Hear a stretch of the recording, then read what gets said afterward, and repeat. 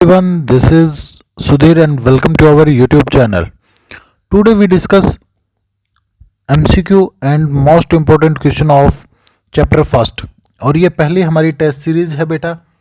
और जैसे आपको पता है कि आज है बेटा 23 नवंबर और जो टाइम हुआ है वो 9:02 हुआ है और this is the absolute live class. ये बेटा एब्सोल्युटली लाइव क्लास है। किसी बच्चे को डाउट है तो आप अपना टाइम देख सकते हैं। 23 नवंबर है और जो आज डे है वो है मंडे। ये हमारी चैप्टर नंबर फर्स्ट की वीडियो है और कहने का मतलब मेरा ये है यहाँ के ये most important question and MCQ हैं। आपको कोई भी डाउट लगती है तो आप मेरे पर्सनल नंबर पे मैसेज न करें, आप लाइव चैट के दौरान ही अपने जो कमेंट्स हैं उनको लिख सकते हैं। तो काफ़ी बच्चे मेरे पास पर्सनली मैसेज कर रहे हैं, तो आपसे रिक्वेस्ट है बेटा कि वो पर्सनली मैसेज न करें और आप सिर्फ लाइव चैट के दौरान ही आप मेरे से बात कर सकते हैं। चलिए स्टार्ट करते हैं। और ये जो क्लास होगी हमारी वो 35 मिनट से लेकर 40 मिनट के बीच में होगी। 35 मिनट और 40 मिनट के दरमियान ये जो क्लास है वो चलेगी। तो किसी को भी डाउट लगती है तो आप सिर्फ लाइव चैट के दौरान ही मुझे बता सकते हैं। और कुछ इम्पोर्टेंट जो क्वेश्चन हैं आप उनको राइट डाउन कर सकते हैं अपनी नोटबुक के अंदर। अभी हाल ही में कुछ एक दिनों के अंदर मैं आपको जितने भी इम्पोर्टेंट क्वेश्चन हैं और जो इम्पोर्टेंट एमसीक्यू हैं उनको कराने की कोशिश करूँगा। जैसे आपको पता है कि ये जो क्लास है वो केवल 30 से लेकर 35 मिनट के दरमियान ये जो लाइव है वो चलेगी। और आपको कोई भी जो डिस्कशन होगा वो हम डिस्कस करेंगे। कुछ एक की प्रॉब्लम है वो मैं यदि नहीं ले पाया तो मैं अगली जो क्लास होगी हमारी लाइव क्लास, अगली जो क्लास होगी हमारी वो कल ही होगी बेटा, आने वाले ट्यूसडे को है और वो भी 9 बजे है। तो हमारी जो लाइव क्लास है वो 9 बजे ही स्टार्ट होगी और कोशिश यही रहेगी कि आप 9 बजे लाइव हमारे पास आ जाएं और अपनी जो प्रॉब्लम है उनको हम सॉर्ट आउट भी करेंगे। और कोई भी आपको प्रॉब्लम यदि ज्योग्राफी के अंदर किसी भी टॉपिक के अंदर या किसी भी मैं कहूँ कि जो बुक है हमारी बुक नंबर 1 और 2 में हो तो भी हम उसको आसानी से समझाएंगे। तो सबसे पहले आपको हमने एक वीडियो है वो शेयर की है आप लोगों के ग्रुप के अंदर, या जिसका जो लिंक है वो मैं नीचे डिस्क्रिप्शन के अंदर दे रहा हूँ बेटा। आप उस वीडियो को देखें कि आपके कौन कौन से सब्जेक्ट ज्योग्राफी के अंदर, कौन कौन से टॉपिक, कौन कौन से चैप्टर ज्योग्राफी के एग्ज़ाम के अंदर आएंगे। 2020 और 21 के सेशन के दौरान कौन कौन से चैप्टर हैं वो आपके रिमूव किए गए हैं। इस पर मैं एक अलग से वीडियो है वो बना चुका हूँ जिसका लिंक आपको नीचे डिस्क्रिप्शन बॉक्स के अंदर दिया गया है। चलिए स्टार्ट करते हैं अब आज की क्लास। और आज की क्लास में हमारा जो टारगेट है, एक ये चीज़ और बता देता हूँ बेटा मैं आपको कि हमारा जो टारगेट है वो है 100 मार्क्स का। यदि आप 100 मार्क्स हैं वो लेके आए तो आपको अलग से जो प्राइज़ है वो भी दिया जाएगा, अलग से जो प्राइज़ है वो दिया जाएगा। तो इसके लिए आपको कुछ टर्म एंड कंडीशन है, आपको सभी की सभी जो वीडियो हैं वो हमारी देखनी होंगी और साथ में हमारी वीडियो हैं वो देखनी होंगी। और यदि आप हमारे स्टूडेंट हैं या आपने यूट्यूब से हमारी क्लासेस देखी हैं या फिर आप हमसे पढ़ रहे हैं तो आपके लिए ये प्राइज़ है वो अवेलेबल रहेगा। तो आप जल्दी से मुझे कमेंट करके अपने नाम है वो बता सकते हैं बेटा। चलिए स्टार्ट करते हैं आज की क्लास। और आज की क्लास में कुछ इंपॉर्टेंट क्वेश्चन है जिनको आप अपनी नोटबुक लेके बैठ सकते हैं साथ में और उनको राइट डाउन है वो भी कर सकते हैं। पहला क्वेश्चन आता है एक्सप्लेन द ह्यूमन ज्योग्राफी। मानव, यहाँ पे विकास नहीं आएगा, सॉरी ये गलती से लिखा गया, यहाँ पे आएगा मानव भूगोल से आप क्या समझते हैं। कि human geography, explain the term of human geography, मानव भूगोल से आप क्या समझते हैं। देखिए हमने अपनी जो क्लास थी पहली जिसका इंट्रोडक्शन पार्ट है वो हमने किया था।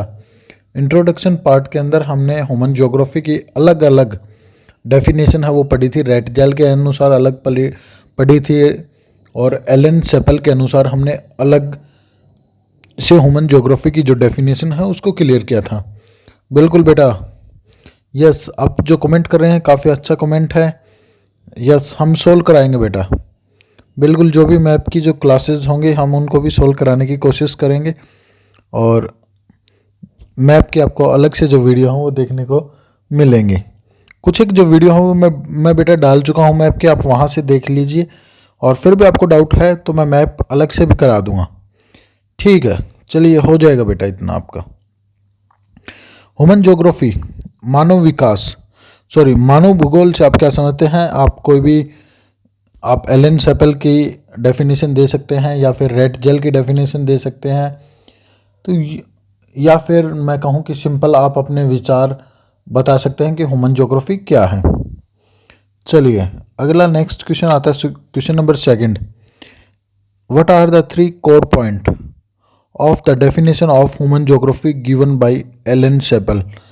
एलन सैम्पल ने एक डेफिनेशन दी थी, एलन सैम्पल ने एक डेफिनेशन दी थी, मानव भूगोल की परिभाषा दी थी।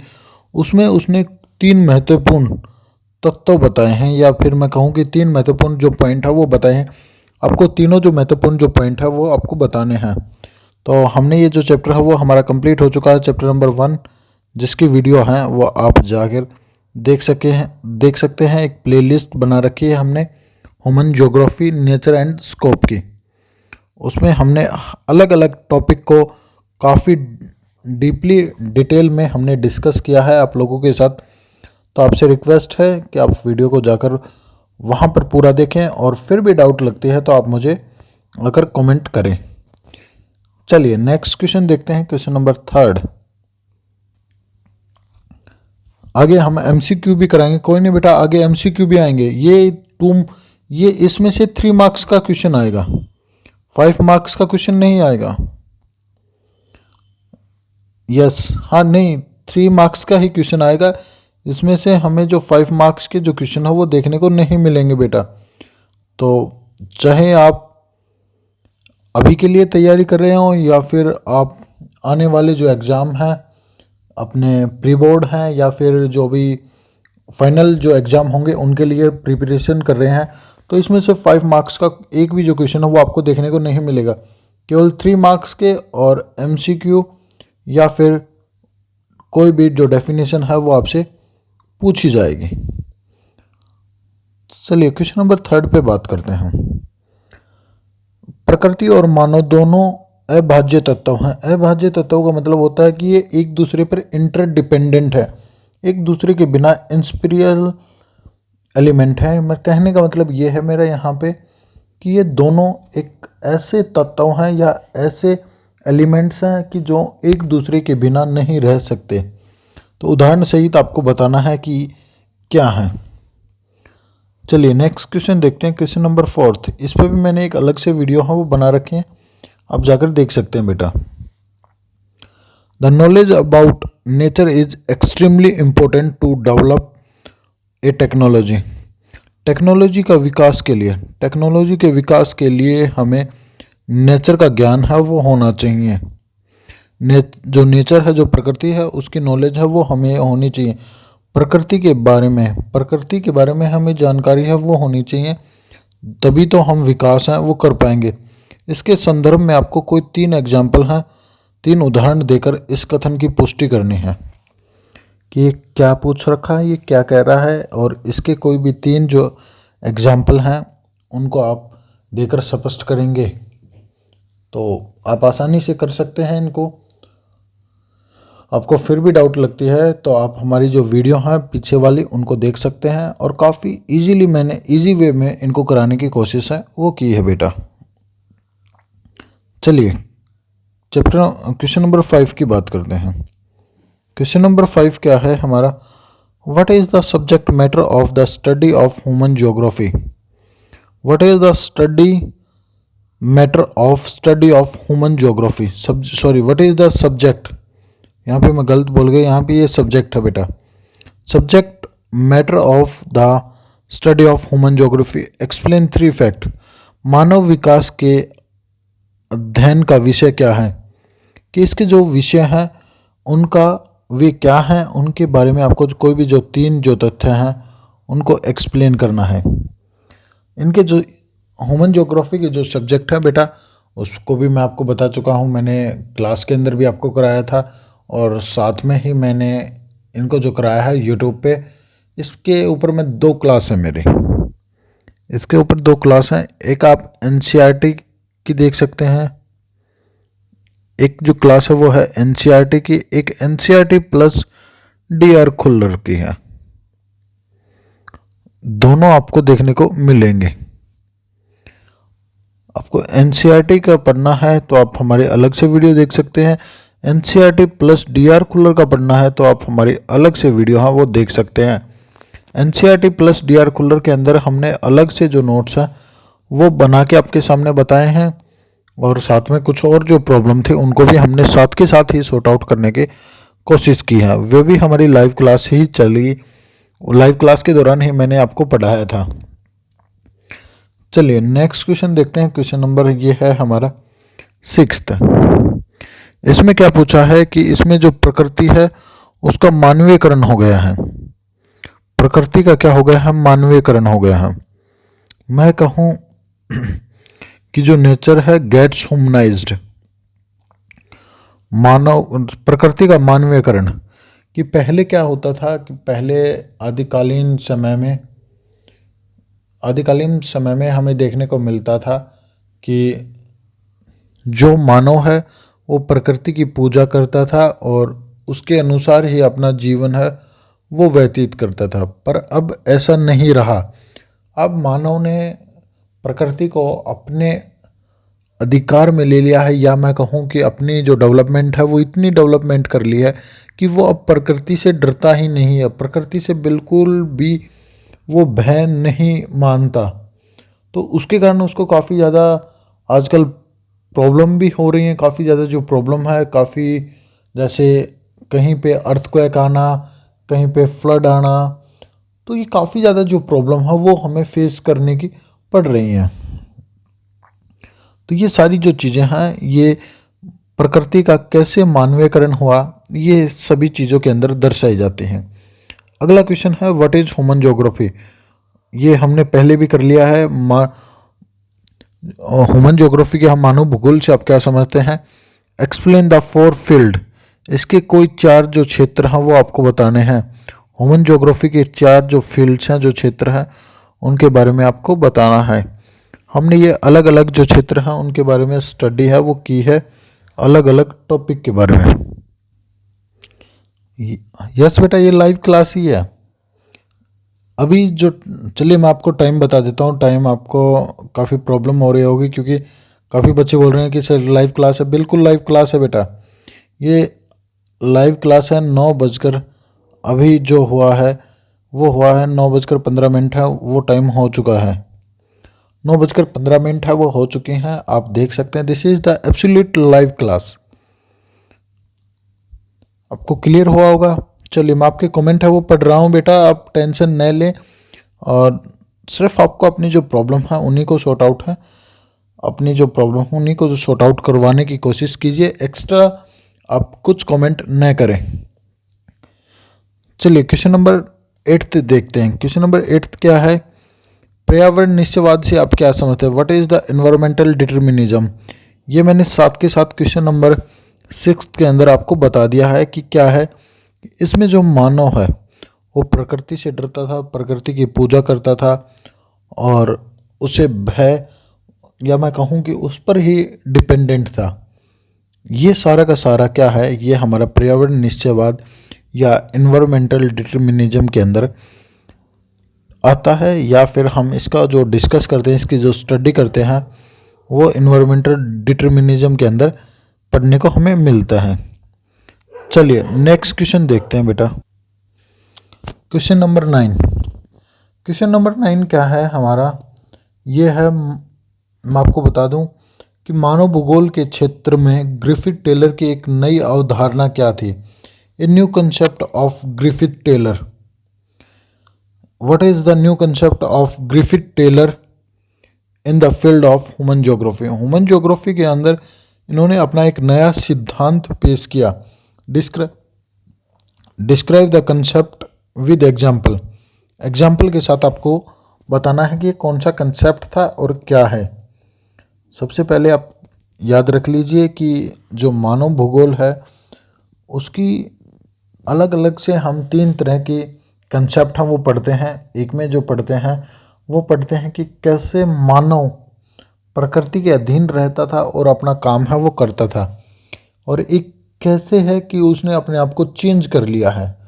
और तीसरी जो कंडीशन है वो ये है कि वो जो ग्रिफिथ टेलर हैं वो बताते हैं कि हमें केवल उतना ही इस्तेमाल करना चाहिए जितनी हमें आवश्यकता हो।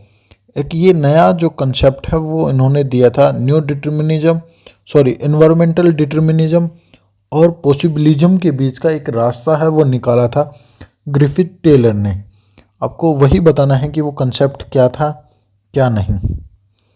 चलिए नेक्स्ट बात करते हैं कि जो प्रौद्योगिकी है, जो टेक्नोलॉजी है, उसने किस प्रकार मानव की जो बंदिशें हैं उनको कम कर दिया है। कि जो टेक्नोलॉजी है उसने क्या किया है, उसने मानव का पर्यावरण पर से जो निर्भर था, पहले मानव पर्यावरण पर काफ़ी ज़्यादा निर्भर था, पर धीरे धीरे टाइम के साथ ये जो बंदिशें हैं, ये जो बंधन है वो कमज़ोर हो गए। क्यों? क्योंकि आपको पता है कि मानव लगातार, जो ह्यूमन है वो लगातार डेवलपमेंट कर रहा है। मानव लगातार क्या है, विकास कर रहा है, और विकास करने के साथ साथ उसने क्या किया है बेटा, उसने जो प्रकृति है उसको अनदेखा कर दिया है। प्रकृति को अनदेखा कर दिया है, और साथ में उसने अननोन क्रियाएं, जो हमारी जो पर्यावरण है उसके साथ अननोन क्रियाएं की हैं। अननोन क्रिया करने का कहने का मतलब मेरा ये है कि उसका गलत इस्तेमाल है पर्यावरण का वो किया है। इससे क्या हुआ कि जो मानव है वो प्रकृति का इस्तेमाल तो कर रहा है, पर वो एक ग्रीडी, एक लालच के रूप में उसका इस्तेमाल करने की वजह से क्या हुआ कि प्रकृति का नुकसान है वो ज़्यादा हो रहा, हास ज़्यादा हो रहा है। तो आपको पता चल गया होगा। क्वेश्चन नंबर 10th हमारा कंप्लीट हुआ। अब क्वेश्चन नंबर 11th की बात करते हैं। अब जो क्वेश्चन नंबर जो 11th है, explain the field of human geography. आपको इसके मानव भूगोल के विषय क्षेत्र क्या हैं, आपको मानव भूगोल के जो विषय क्षेत्र हैं उनके बारे में लिखना है। कि आपको अलग अलग जो विषय हैं, या मैं कहूँ कि जो फील्ड हैं वो मैंने आपको पढ़ाए हैं, तो उनके बारे में आपको बताना है कि वो कौन कौन से फील्ड हैं। और यदि नहीं पता आपको तो आप जल्दी से मुझे कमेंट करके बता सकते हैं। और साथ में उनके बारे में मैं ज़्यादा डिटेल में तो अब तो नहीं बता सकता बेटा, क्योंकि ये हमारी सिर्फ MCQ और इम्पोर्टेंट क्वेश्चन की वीडियो है। और साथ में हमारी जो मैंने आपको एक इम्पोर्टेंट क्वेश्चन के साथ साथ मैं कहूँ कि हर एक टॉपिक की मैंने स्पेशल जो वीडियो है वो बना रखी हैं। आप जिसका लिंक है वो नीचे डिस्क्रिप्शन बॉक्स के अंदर दिया गया है, वहाँ से जाकर उसको देख सकते हैं। और फिर भी आपको समझ नहीं आता तो आप मुझे अगली लाइव क्लास के अंदर बता सकते हैं, ताकि मैं अगली जो लाइव क्लास है उसके अंदर आपकी जो प्रॉब्लम है वो सॉर्ट आउट कर सकूं। इसके बाद यदि आपने फिर भी आपकी प्रॉब्लम सॉर्ट आउट नहीं हो रही तो आप मुझे अपनी जो प्रॉब्लम है वो कमेंट कर दीजिए। मैं आपकी प्रॉब्लम या तो आप मेरे नंबर पे कॉल करके आप मुझे पूछ सकते हैं, या फिर आप मेरे व्हाट्सएप नंबर पे मुझे मैसेज कर सकते हैं बेटा। तो ये थे हमारे जितने भी इम्पोर्टेंट क्वेश्चन 3 मार्क्स के। इनमें से 3 मार्क्स के जो क्वेश्चन है वो आ सकते हैं आपसे सिर्फ 3 मार्क्स के बारे में इन्हीं क्वेश्चनों के में से पूछेगा। जो 3 मार्क्स के जो क्वेश्चन है वो केवल इन्हीं में से पूछेगा। इनके अलावा आपसे कोई भी जो क्वेश्चन है वो पूछने की संभावना नहीं है। यदि कोई भी एक्स्ट्रा जो क्वेश्चन है वो पूछ लेता है तो इन्हीं 11 क्वेश्चनों में से ही होगा बेटा, ये आप याद रख सकते हैं। इन 11 क्वेश्चन से अलग से कोई जो क्वेश्चन है वो नहीं बनेगा। सिर्फ लैंग्वेज है वो आपको चेंज करके बता सकता है या दे सकता है आपके एग्ज़ाम के अंदर आपका जो क्लास टीचर हैं। तो आपसे रिक्वेस्ट है कि आपने सभी जो क्वेश्चन है वो ध्यानपूर्वक देखे होंगे और हमारी वीडियो है उसको भी सुना होगा। यदि आपने नहीं देखा है या नहीं इसके आपको यदि PDF चाहिए तो आप मेरे टेलीग्राम चैनल पर जाकर मुझे टेलीग्राम का जो लिंक है वो भी मैं नीचे डिस्क्रिप्शन बॉक्स के अंदर दे रहा हूँ। वहाँ पे जाके आप इसकी जो पीडीएफ है वो देख सकते हैं। आपको हर एक जो पीडीएफ है, हमारी हर एक वीडियो की जो पीडीएफ है वहाँ पे आपको देखने को मिलेगी। तो हमारे जो टेलीग्राम का जो लिंक है वो भी नीचे दिया गया है बेटा। और यदि आप टेलीग्राम के साथ साथ हमारे व्हाट्सएप ग्रुप के साथ भी जुड़ना चाहते हैं, जो व्हाट्सएप जो ग्रुप है हमारा उसके साथ भी जुड़ना चाहते हैं, तो व्हाट्सएप ग्रुप का भी जो लिंक है वो नीचे दिया गया है हमारे चैनल का। वहाँ पर जाकर आप जुड़ सकते हैं और अपनी जो प्रॉब्लम है उनको सॉर्ट आउट करवा सकते हैं। चलिए नेक्स्ट, अगला जो क्वेश्चन जो आता है वो आता है हमारा 12th। और अब MCQ हैं, कुछ हिंदी में भी हैं, कुछ इंग्लिश में भी हैं और कुछ प्रॉपर मतलब कुछ दोनों लैंग्वेज के अंदर हैं।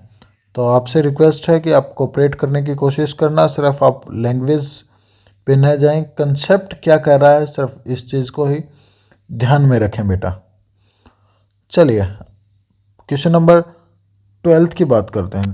Question number 12, who was the father of modern human geography? आधुनिक मानव भूगोल का पिता कौन है या किसे माना जाता है? तो वो है बेटा हमारे, जिसके लिए आपको 5 सेकंड का जो टाइम है वो दिया जाता है। जल्दी से आप मुझे कमेंट करके बता दीजिए इसका आंसर क्या होगा। जल्दी से कमेंट करके मुझे बताइए इसका आंसर है वो क्या होगा। चलिए टाइम स्टार्ट होता है अब।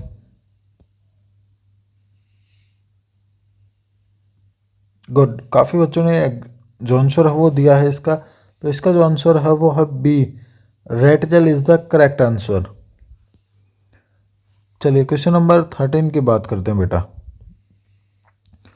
क्वेश्चन नंबर जो 13 है वो क्या कह रहा है हमारा, who was the founder of न्यो determinism? नव निश्चयवाद का संस्थापक कौन था या कौन है? नव निश्चयवाद, देखिए हमने पहले भी क्लास के अंदर भी डिस्कस किया है और साथ के अंदर हमने जो डिस्कस किया वो किया था। तो न्यू डिटर्मिनिज्म और इन्वायरमेंटल डिटर्मिनिज्म, पॉसिबिलिज्म, इन पे मैंने प्रॉपर जो वीडियो है वो बना रखी है। तो आपसे रिक्वेस्ट है बेटा, मैं बार बार आपसे रिक्वेस्ट कर रहा हूँ कि आप उसको जाकर देखें और आपकी हर एक जो प्रॉब्लम है वो सॉर्ट आउट हो जाएगी। ये जो MCQ है ये सिर्फ उन्हीं में से लिए गए हैं। तो चलिए आप अपने क्वेश्चन पे ध्यान लगाइए। Who was the founder of न्यो determinism? नव निश्चयवाद का संस्थापक कौन था या कौन है, किसे बताया गया है? तो ऑप्शन आपके सामने है, इसमें भी आपको 5 सेकंड का जो टाइम है वो दिया जा रहा है। जल्दी से मुझे कमेंट करके बता दीजिए बेटा। Yes, right answer. इसका जो आंसर है वो है ग्रिफिथ टेलर। ग्रिफिथ टेलर ने ही नव निश्चयवाद, या मैं कहूँ कि नियो डिटर्मिनिज्म, जो नियो डिटर्मिनिज्म है इसकी अवधारणा है या जो न्यू कंसेप्ट है वो इन्होंने ही दिया था। हमने ऊपर एक न्यू कंसेप्ट के बारे में पढ़ा था कि जो ग्रिफिथ जो टेलर है उसने कौन सा एक कंसेप्ट है वो दिया है। तो आपको पता चल गया होगा बेटा कि कौन सा है वो दिया था। चलिए नेक्स्ट क्वेश्चन आप देख सकते हैं आप। Question number 14। क्वेश्चन नंबर 14 क्या कह रहा है? क्वेश्चन नंबर 14 कह रहा है, who give the concept of possibilism? संभाव्यवाद की अवधारणा किसने पेश की? संभाव्यवाद की अवधारणा है वो किसने पेश की, ये आपसे पूछा गया है। तो आपने पढ़ा है कि किसने पेश की, और पहले भी मैंने ये जो क्वेश्चन है वो डिस्कस किया था आप लोगों के साथ। हमारी एक टेस्ट सीरीज़ थी उसके अंदर मैंने डिस्कस किया था इस क्वेश्चन को। वो भी काफ़ी इम्पोर्टेंट टेस्ट सीरीज़ थी। यदि आपने वो वीडियो देखी है तो आप जल्दी से इसका आंसर है वो दे सकते हैं। तो इसका जो आंसर वो आएगा डी, फ्रेंच स्कॉलर पाल ने। जो फ्रेंच स्कॉलर जो पाल थे उन्होंने जो पॉसिबिलिज्म की अवधारणा है वो पेश की। पॉसिबिलिज्म का मतलब होता है कि सिर्फ संभावना जताना कि ऐसा भी हो सकता है या आने वाले समय में ऐसी भी घटनाएं हैं वो घटेंगी या ऐसा भी होगा। से एक संभावना दिखाई गई है, एक संभावना है वो व्यतीत की गई है। ये आपको क्लियर हुआ होगा। और ये काफ़ी बार ये जो क्वेश्चन है वो आपसे पूछ सकता है, या concept of explain the concept of possibilism, इसके बारे में भी आपसे पूछ सकता है। चलिए क्वेश्चन नंबर 15 को डिस्कस करते हैं। क्वेश्चन नंबर 15 देखते हैं आपसे क्या पूछता है।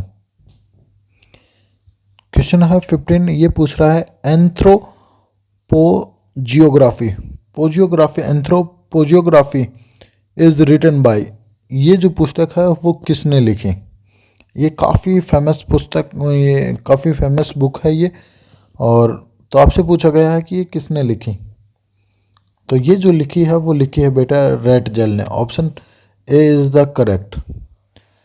रेट जेल ने इस पुस्तक को लिखा है। और इस पुस्तक में काफ़ी बार बताया गया है, इसमें ह्यूमन के, मानव और जो अर्थ है उसके जो रिलेशन है उसका वर्णन किया गया है। मैं कहूँ कि एक तरह से ह्यूमन ज्योग्राफी के बारे में बताया गया है कि मानव और प्रकृति का संबंध कैसा है।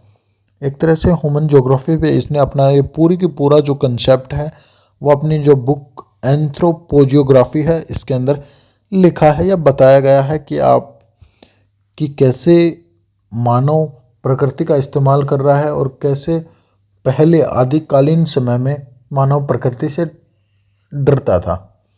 ये सारी जो चीज़ें हैं वो इसी के अंदर बताई गई हैं। चलिए क्वेश्चन नंबर 16 की बात करते हैं। क्वेश्चन नंबर 16 क्या है, हु गिव, यहाँ पे who give the concept of stop and go determinism, रुको और जाओ निश्चयवाद की अवधारणा किसने दी। इसकी जो अवधारणा है वो किसने दी। तो आपको पता है कि एक नया कंसेप्ट है वो केवल जो ग्रिफिथ जो टेलर है उसी ने दिया था, और इसको नियो डिटर्मिनिज्म के नाम से भी जाना जाता है। रुको और जाओ निश्चयवाद की जो अवधारणा है वो जो पेश की थी ग्रिफिथ टेलर ने। जो ग्रिफिथ जो टेलर है उसने एक नई अवधारणा है वो पेश की, और साथ में उन्होंने ये भी कहा था स्टॉप एंड गो। ये एक एग्जाम्पल के द्वारा उसने समझाने की कोशिश है वो की है कि वो एग्जाम्पल क्या है।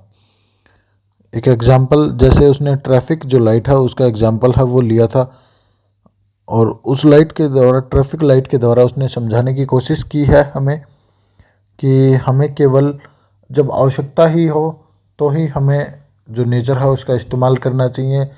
जब हमारी जो भी ज़रूरतें हैं वो कंप्लीट हो जाएं तो हमें इसका इस्तेमाल है वो बंद कर देना चाहिए। चलिए ठीक है बेटा, इतना आपको क्लियर हुआ होगा। किसी को डाउट है तो जल्दी से आप मुझे कमेंट करके बता सकते हैं। चलिए शाबाश, गुड, काफ़ी अच्छा बेटा, अब बता सकते हैं जल्दी से। यस, हो जाएगा बेटा क्लियर, ऐसे ही कराएंगे, आप टेंशन न लें। आप टेंशन न लिए, आपकी जो क्लासेस हैं वो ऐसे ही चलेंगी, और हर एक चैप्टर के ऐसे इम्पोर्टेंट जो क्वेश्चन है वो कराए जाएंगे, और साथ में MCQ भी मैं कराऊंगा। चलिए ठीक है बेटा, अब नेक्स्ट क्वेश्चन देखते हैं कि क्या है। चलिए बेटा क्वेश्चन नंबर 17 को डिस्कस करते हैं। और क्वेश्चन नंबर 17 क्या पूछ रहा है आपसे, ये एक डेफिनेशन दी गई है, तो आपको बताना है कि ये जो डेफिनेशन है वो किसने दी है। तो डेफिनेशन है human geography is the study of mutual changeable relation of active human and unstable earth. Who give this definition, कि ये जो डेफिनेशन है वो किसके द्वारा दी गई है। मतलब एक्टिव मानव, स्थिर जो अस्थिर जो मानव है, और अनस्टेबल ही अर्थ है। मतलब मैं कहूँ कि मानव है वो भी कार्यशील है, और जो पृथ्वी है वो अस्थिर है, वो भी लगातार चेंज होती रहती है, और अपनी जो पोजीशन है वो लगातार होती रहती है। ये जो डेफिनेशन है वो ह्यूमन ज्योग्राफी की किसने पेश की है। तो सभी ने पता है कि बेटा वो जो पेश की है वो की है एलन सैम्पल ने। जो एलन सैम्पल है इसने अपनी जो डेफिनेशन है उसके अंदर यही जो चीज़ है वो बताई गई है। और ये याद रखना ये यूएसए की थी। काफ़ी बार जो क्वेश्चन है वो पूछ लेता है कि एलन चैपल का जो संबंध है वो किस देश से है या वो किस देश से बिलोंग करती थी, तो वो थी यूएसए से। और ये भी याद रखना है कि ये जो रेट जेल है उनकी शिष्या थी, उनकी एक स्टूडेंट थी रेट जेल की, एलन चैपल। और इन्होंने जो डेफिनेशन है वो भी ह्यूमन ज्योग्राफी की दी है। चलिए नेक्स्ट जो क्वेश्चन है, देखिए यही अगला जो क्वेश्चन है वो यही पूछ रखा है कि एलन चैपल का संबंध निम्नलिखित में से किस देश के साथ है। तो ये आपको सभी को पता है, वो है संयुक्त राष्ट्र अमेरिका के साथ, संयुक्त यूएसए के साथ इसका रिलेशन है या संबंध है यूएसए के साथ। अब बात करते हैं बेटा नेक्स्ट क्वेश्चन की, क्वेश्चन नंबर 19। और क्वेश्चन नंबर 19 क्या पूछ रहा है आपसे, ये जो पूछ रहा है ये है मानव भूगोल की कौन सी उपशाखा, मानव भूगोल की कौन सी उपशाखा मानव भूगोल से संबंधित नहीं है, या मैं कहूँ कि इनमें से कौन सी जो उपशाखा या सब फील्ड है वो मानव भूगोल से संबंधित नहीं है। तो आपको पता होना चाहिए कि कौन सी है वो नहीं है। तो आपको यदि एनसीईआरटी की जो बुक है वो अपने अब तक रीडिंग है वो कर ली होगी बेटा। और आपको पता है कि जैसे आपके जो टीचर हैं उसने भी ये जो बुक है आपकी रीडिंग है वो करवा दी होगी। और यदि नहीं करो की है तो आपने एनसीईआरटी की बुक की एक बार रीडिंग है वो ज़रूर कीजिए, ताकि आपको हर एक जो कंसेप्ट है वो क्लियर हो सके। या फिर आप हमारी जो वीडियो हो वो देख सकते हैं, इंग्लिश के अंदर हमने जो नोट्स हैं वो भी आपको प्रोवाइड करने की कोशिश है वो की है। तो इसका जो आंसर जो आएगा वो आएगा बेटा option D is the correct, भौतिक भूगोल। जो भौतिक भूगोल is the right answer. Question number 20 की बात करते हैं बेटा। चलिए क्वेश्चन नंबर 20 की बात करते हैं। क्वेश्चन नंबर 20 में क्या कह रखा है इसने, किस तत्व को माता प्रकृति कहते हैं, कि इनमें से कौन सा तत्व है कि जिसको हम माता प्रकृति के नाम से जानते हैं। तो ये आपको पता होना चाहिए कि किसको जानते हैं, यह हम जानते हैं भौतिक पर्यावरण को। और ये जो कंसेप्ट है वो बताया गया है जो पर्यावरण निश्चयवाद है, एनवायरमेंटल डिटर्मिनिज्म के अंदर ये अलग से जो हमें एक्सप्लेन है वो किया गया है। तो यहाँ तक आपको क्लियर हुआ होगा। और चलिए नेक्स्ट क्वेश्चन क्या पूछ रखा है आपसे, ये मैं आपको कुछ ऑप्शन है वो कंप्लीट दिखा देता हूँ, क्योंकि काफ़ी बच्चों को ऑप्शन है वो कंप्लीट नहीं दिख रहे। ये रहे ऑप्शन आपके सामने।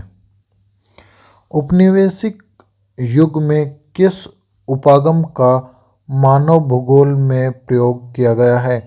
ये इनमें से कौन सा है जो उपनिवेशिक जो उपागम है उसमें प्रयोग है वो किया गया है, मानव भूगोल में उपयोग है वो किया गया है। तो काफ़ी इजी क्वेश्चन है, काफ़ी बार आपने पढ़ा भी होगा। This is the option D is the correct, प्रादेशिक। प्रादेशिक इज द राइट आंसर। अब आगे बात करते हैं बेटा क्वेश्चन नंबर 22 की, और ये सेकंड लास्ट क्वेश्चन है हमारा। इसके अंदर क्या पूछा गया है, इसके अंदर पूछा गया है कि महामारी विज्ञान भूगोल की किस शाखा से संबंधित है। जो महामारी विज्ञान है वो किस शाखा से संबंधित है ये आपको बताना है। 4 ऑप्शन आपके सामने हैं, और इनमें से यदि आपको अलग अलग से मैं आपको पढ़ा चुका हूँ फिर भी आपको कुछ डाउट लग रही है तो आप जल्दी से मुझे बता दीजिए। तो ये है हमारा, जल्दी से आप कमेंट कर सकते हैं। राइट बेटा, सभी ने काफ़ी ठीक आंसर दिया है। तो यहाँ पे मैं किसी का नाम तो लूँगा नहीं, सिर्फ आप अपना जो कमेंट है वो कर सकते हैं। तो option D is the correct, चिकित्सा। चिकित्सा इज़ द राइट आंसर। कौन सा तत्व भौतिक पर्यावरण का अंग नहीं है। इनमें से जो कौन सा जो तत्व है भौतिक पर्यावरण का अंग नहीं है। तो ये भी आपको बताना है कि कौन सा है। यदि आपने अच्छे से पढ़े होंगे तो आप आसानी से बता सकते हैं। तो वो है देख वो है हमारा option C is the correct. कृषि, जो एग्रीकल्चर है वो भौतिक पर्यावरण का अंग नहीं है, बाकी और सभी के सभी भौतिक पर्यावरण के अंग हैं। तो बेटा ये थे हमारे 11, तो हमने जो डिस्कस किए वो इम्पोर्टेंट क्वेश्चनों को किया, और साथ में जो डिस्कस किया गया 12 जो थे वो थे हमारे MCQ। 12 क्या थे हमारे MCQ थे। और ये आज की जो लाइव क्लास थी ये इतनी कंप्लीट की हमने, और पहले जो चैप्टर था उसके हर एक जो कंसेप्ट था वो मैंने क्लियर भी करा दिया आपको, human geography nature and scope का। तो आज की क्लास कंप्लीट है।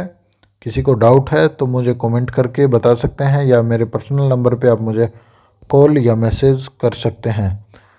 फिर भी आपको डाउट लगती है तो आप हमारी जो लाइव सेशन है उसके दौरान अपनी जो क्वेश्चन है उनको पूछ सकते हैं कि आपको कौन कौन सी जो चीज़ें हैं उनको फेस करनी पड़ रही है।